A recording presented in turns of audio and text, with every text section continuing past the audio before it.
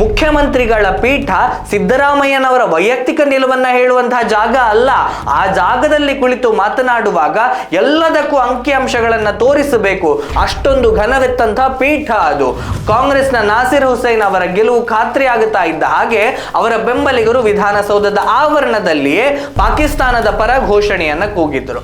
ಇದನ್ನ ಮುಖ್ಯಮಂತ್ರಿ ಸಹಿತ ಸಚಿವರೆಲ್ಲರೂ ಕೂಡ ನಿರಾಕರಣೆಯನ್ನ ಮಾಡಿದ್ರು. ಇನ್ನಾದ್ರೂ ಕೂಡ ಹೇಳಿಕೆಯನ್ನ ನೀಡುವಾಗ ಸೂಕ್ಷ್ಮತೆಯನ್ನ ಅರ್ಥ ಮಾಡಿಕೊಂಡು ಅಂಕಿ ಅಂಶಗಳ ಸಮೇತ ಹೇಳಿಕೆಗಳನ್ನ ನೀಡಬೇಕು ಸರ್.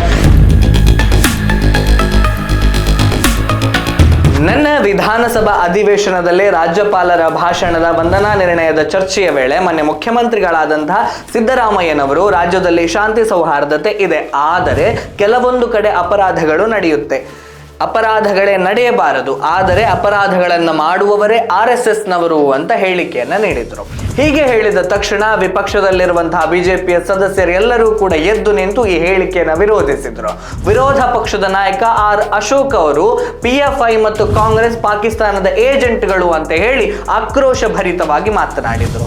ಇಡೀ ಸದನದಲ್ಲಿ ಕೋಲಾಹಲ ಏರ್ಪಟ್ಟಿತ್ತು.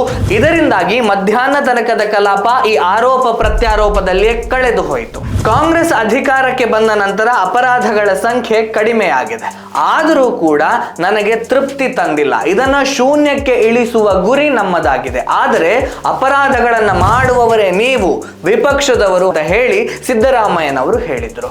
ಈ ಹೇಳಿಕೆಯನ್ನ ಕಡತದಿಂದ ತೆಗೆಯಬೇಕು ಅಂತ ಹೇಳಿ ವಿಪಕ್ಷಗಳು ಪಟ್ಟು ಹಿಡಿಯಿತು.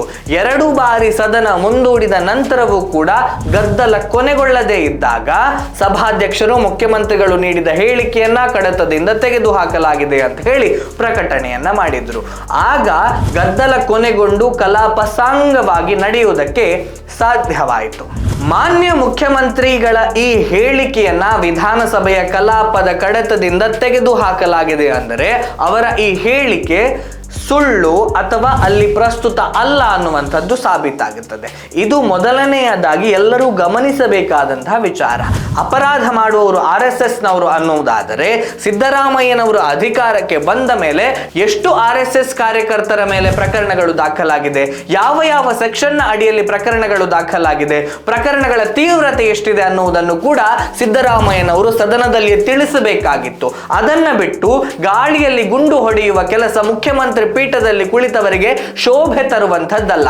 ಇದನ್ನ ಸದನದ ಹೊರಗಡೆ ತಮ್ಮ ಪಕ್ಷದ ವೇದಿಕೆಯಲ್ಲಿ ಹೇಳಿದರೆ ರಾಜಕೀಯ ಪ್ರೇರಿತ ಹೇಳಿಕೆ ಅಂತ ಹೇಳಿ ಬಿಟ್ಟು ಬಿಡಬಹುದಿತ್ತು. ಆದರೆ ಇದನ್ನ ಹೇಳಿದ್ದು ನಮ್ಮ ರಾಜ್ಯದ ಅತ್ಯಂತ ಗೌರವಯುತವಾದಂತಹ ವಿಧಾನಸಭೆಯ ಒಳಗಡೆ, ಅದು ಕೂಡ ಮುಖ್ಯಮಂತ್ರಿ ಅನ್ನುವಂತಹ ಶ್ರೇಷ್ಠವಾದಂತಹ ಪೀಠದಲ್ಲಿ ಕುಳಿತು. ಮುಖ್ಯಮಂತ್ರಿಗಳ ಪೀಠ ಸಿದ್ದರಾಮಯ್ಯನವರ ವೈಯಕ್ತಿಕ ನಿಲುವನ್ನ ಹೇಳುವಂತಹ ಜಾಗ ಅಲ್ಲ. ಆ ಜಾಗದಲ್ಲಿ ಕುಳಿತು ಮಾತನಾಡುವಾಗ ಎಲ್ಲದಕ್ಕೂ ಅಂಕಿಅಂಶಗಳನ್ನ ತೋರಿಸಬೇಕು. ಅಷ್ಟೊಂದು ಘನವೆತ್ತಂತಹ ಪೀಠ ಅದು.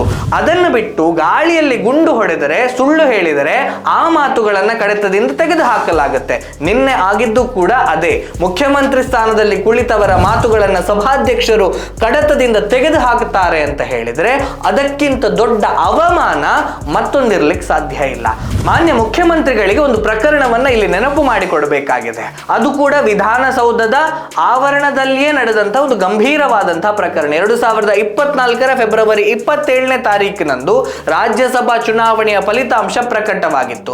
ಕಾಂಗ್ರೆಸ್ನ ನಾಸಿರ್ ಹುಸೇನ್ ಅವರ ಗೆಲುವು ಖಾತ್ರಿ ಆಗುತ್ತಾ ಇದ್ದ ಹಾಗೆ ಅವರ ಬೆಂಬಲಿಗರು ವಿಧಾನಸೌಧದ ಆವರಣದಲ್ಲಿಯೇ ಪಾಕಿಸ್ತಾನದ ಪರ ಘೋಷಣೆಯನ್ನ ಕೂಗಿದ್ರು.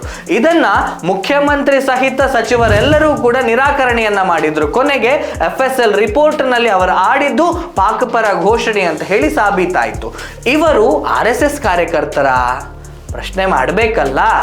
ಮುಖ್ಯಮಂತ್ರಿಗಳ ತವರು ಜಿಲ್ಲೆ ಮೈಸೂರಿನ ಉದಯಗಿರಿಯಲ್ಲಿ ನಡೆದಂತಹ ಹಿಂಸಾಚಾರದಲ್ಲಿ ಪೊಲೀಸರ ಮೇಲೆ ನಡೆದಂತಹ ದಾಳಿಯಲ್ಲಿ ಯಾವ RSS ನ ಕಾರ್ಯಕರ್ತರು ಭಾಗವಹಿಸಿದ್ರು ಅನ್ನುವುದನ್ನ ಮಾನ್ಯ ಮುಖ್ಯಮಂತ್ರಿಗಳು ಹೇಳಬೇಕು. ಅಲ್ಲಿ ಕೂಡ RSS ನವರ ಮೇಲೆ ಅಪವಾದವನ್ನ ಹೊರಿಸುವ ಕೆಲಸಗಳು ನಡೆಯಿತು. ಆದರೆ ಸತ್ಯ ಯಾವುದು ಅನ್ನುವಂಥದ್ದು ಜನರಿಗೆ ತಿಳಿಯಿತು. ಮುಖ್ಯಮಂತ್ರಿಗಳ ಪೀಠಕ್ಕೆ ತನ್ನದೇ ಆದಂತಹ ಒಂದು ಘನತೆ ಇದೆ. ಆ ಪೀಠದಲ್ಲಿ ಕುಳಿತಂತಹ ವ್ಯಕ್ತಿ ವೈಯಕ್ತಿಕ ಹಿತಾಸಕ್ತಿಯಿಂದ ಯಾರನ್ನು ಓಲೈಸುವ ಕಾರಣಕ್ಕಾಗಿ ಮಾತುಗಳನ್ನು ಆಡುವ ಹಾಗಿಲ್ಲ. ನಿಮ್ಮ ರಾಜಕೀಯ ಪಕ್ಷದ ವೇದಿಕೆಯಲ್ಲಿ ಏನು ಬೇಕಾದರೂ ಮಾತಾಡಿ, ಎಷ್ಟು ಬೇಕಾದರೂ ಮಾತಾಡಿ, ಅದನ್ನು ಯಾರೂ ಕೇಳಲಿಕ್ಕೆ ಬರುವುದಿಲ್ಲ. ಅದು ರಾಜಕೀಯ ಭಾಷಣವಾಗುತ್ತದೆ.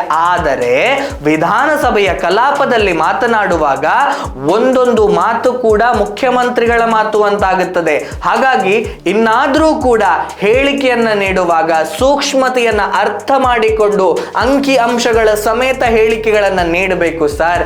ಇಲ್ಲವಾದಲ್ಲಿ ನಿನ್ನೆ ಆದ ಹಾಗೆ ಕಡೆತದಿಂದ ಮಾತುಗಳನ್ನು ತೆಗೆಯಬೇಕಾದಂತಹ ಪರಿಸ್ಥಿತಿ ಬರಬಹುದು. ಆಗ ನಿಮ್ಮ ಮರ್ಯಾದೆಯ ಜೊತೆಗೆ ಮುಖ್ಯಮಂತ್ರಿ ಪೀಠದ ಗೌರವಕ್ಕೆ ಕೂಡ ಕುಂದು ಬರ್ತದೆ. ಸ್ನೇಹಿತರೆ, ಇಲ್ಲಿ ಬಹಳಷ್ಟು ಬಾರಿ ಈ ರೀತಿಯಾದಂತಹ ಮಾತುಗಳನ್ನು ಅವರ ಪಕ್ಷದ ವೇದಿಕೆಗಳಲ್ಲಿ ಆಡ್ತಾ ಹೋಗುತ್ತಾರೆ. ಯಾವನು ಟೆನ್ಷನ್ ಮಾಡ್ಕೊಳ್ಳೋದಿಲ್ಲ, ಏನೂ ಆಗ್ಲಿಕ್ಕಿಲ್ಲ ಅದರಿಂದ. ಆದರೆ ನಮ್ಮ ವಿಧಾನಸಭೆಯಲ್ಲಿ ಒಂದು ಡೆಕೋರಮ್ ಇರ್ತದೆ. ಅಲ್ಲಿ ಆಡುವ ಪ್ರತಿಯೊಂದು ಮಾತುಗಳನ್ನು ಕೂಡ ಫೈಲ್ನಲ್ಲಿ ಎಂಟ್ರಿ ಮಾಡ್ತಾರೆ. ಪ್ರತಿಯೊಂದು ಮಾತುಗಳನ್ನು 100 ವರ್ಷದ ನಂತರ ಕೂಡ ತೆಗೆದು ನೋಡಿದ್ರು ಆ ಮಾತುಗಳು ಅಲ್ಲಿ ದಾಖಲಾಗಿರ್ತದೆ. ಅಲ್ಲಿ ದಾಖಲಾಗಬೇಕಾದಂಥದ್ದು ಸತ್ಯದ ಮಾತುಗಳು ಮಾತ್ರ ಅಲ್ವಾ ಸ್ನೇಹಿತರೆ? ಇದಿಷ್ಟು ವಿಷಯ. ಮುಂದೆ ಮತ್ತೊಂದು ವಿಷಯದ ಜೊತೆಗೆ ನಿಮ್ಮ ಮುಂದೆ ಬರ್ತೇನೆ. ಅಲ್ಲಿಯವರೆಗೆ ನಮಸ್ಕಾರ.